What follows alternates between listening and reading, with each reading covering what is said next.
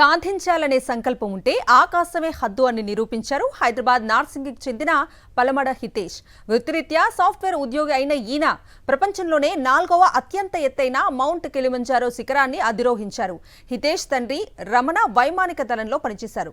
తండ్రిలోని దేశభక్తి క్రమశిక్షణను పుణికిపుచ్చుకుని హితేష్ ముందుకు సాగారు. అత్యంత కఠిన వాతావరణ పరిస్థితులను తట్టుకొని ఆఫ్రికా ఖండంలోని అత్యున్నత శిఖరంపై అడుగుపెట్టారు. త్రివర్ణ పతాకాన్ని సగౌరవంగా ఎగురవేసి దేశ ఖ్యాతిని చాటారు. హితేష్ సాధించిన ఘనత పట్ల స్థానికులు, మిత్రులు హర్షం వ్యక్తం చేస్తున్నారు.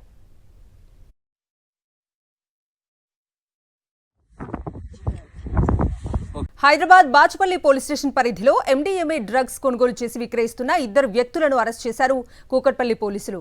నిందితుల నుంచి 11.34 గ్రాముల నిషేధిత డ్రగ్స్ ను స్వాధీనం చేసుకున్నారు. నిందితులు కూనారాజు, చందు, ఎస్ నంజప్పలను అదుపులోకి తీసుకున్నారు.